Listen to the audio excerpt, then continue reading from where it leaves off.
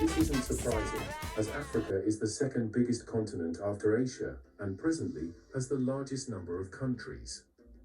To the north, the coast which touches the Mediterranean Sea is full of mountains. Just to the south of that is the largest non-polar desert on the planet, the Sahara. The Sahara is a very important division in Africa, making history in sub-Saharan Africa much different than in the north. This region came to be dominated by the civilizations that would form around the Nile River Valley. To the south, the sub-Saharan is made up of a variety of terrain. In the hump of Africa, grasslands slowly develop as you head south, which then turn into tropical rain forests. This region is home to the Niger River, a very important river valley in African history, home to numerous civilizations. Moving further south, we find the rainforests of the Congo Basin, where flows the mighty Congo River. In the east, Africa touches the Indian Ocean, and terrain is more mountainous, with plateaus and large lakes. We believe the cradle of humankind is located in this region of modern-day Kenya. In the south of Africa, there are dry deserts like in Namibia, but also hills and plateaus. This area is home to some of the most valuable mineral resources in the world. We aren't exactly certain where agriculture first began in Africa, but it was most likely about 7,000 years ago, in the Sahel, the area between the Sahara and the Savannah. The region was more green and fertile than it is today. Though cultivation was easy, the suboptimal soil and scarce rainfall made more intensive farming impossible, so populations remained relatively stable. This wasn't a problem, as they relied mainly on hunting and gathering.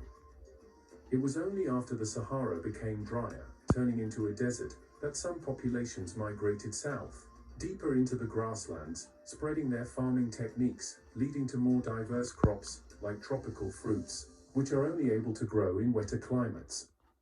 Others migrated towards the Nile River, which became a cradle of civilization. This eventually coalesced into ancient Egypt, a region which we had previously discussed in our last mega-documentary. Egypt is usually studied alongside the Mediterranean or Near East. But perhaps above all else, it was truly African. This is evidenced by its neighbors, right to the south, in which they would be inextricably linked.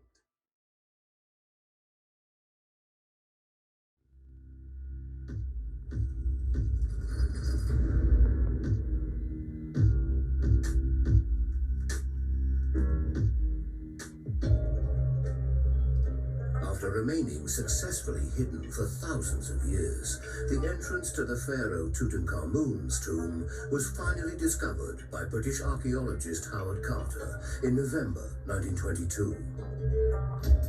For me, the discovery of the tomb of Tutankhamun is the most sensational archaeological discovery there's ever been by a very, very long way. What Howard Carter saw when he first broke through the wall of Tutankhamun's burial chamber exceeded an archaeologist's wildest dreams. You think about the way that Hollywood has conceived archaeological discovery. Usually the visualization is of sort of entering a dusty and dark room and finding gold glinting everywhere. And as we all know, that never happens, except in the tomb of Tutankhamun. It did. The tomb was absolutely packed with piles of treasure, everything Tutankhamun would need in his afterlife. At the center of the tomb, inside a stone sarcophagus, Carter found Tutankhamun's wooden coffin, painted with gold. Tutankhamun's mummy, with its head and shoulders covered by Carter's most sensational discovery, a spectacular solid gold mask, which is today almost certainly the world's most famous and iconic ancient treasure. Today, Tutankhamun's gold mask is on display in Cairo's Museum of Egyptian Antiquities, alongside numerous other spectacular treasures that Howard Carter found in Tutankhamun's tomb. This gorgeous gilded throne, for example, inlaid with precious stones, shows Tutankhamun being tenderly anointed with perfume by his wife. This small wooden box, topped with hieroglyphs spelling out Tutankhamun's name, was used to store a rich treasure trove of Tutankhamun's jewelry. Also found in Tutankhamun's tomb were a variety of objects intended to keep the pharaoh entertained, such as this checkerboard game. Following the decipherment of hieroglyphs, many of the previously mysterious secrets of ancient Egyptian civilization now began to be unlocked.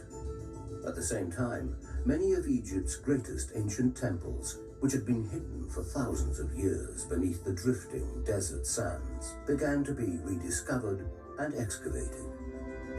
Ever since, ancient Egypt has captured the world's imagination, successfully enduring for over 3,000 years. It was perhaps the greatest and most magnificent of all the ancient civilizations, with a huge influence on us even today. Ancient Egypt sets the standard in art, architecture, literature, language, writing. The first achievement in this, that, and the other was in ancient Egypt. It was the center of the world for such a long time. And in so many ways, many of our achievements ever since are built on the achievements of the Egyptians.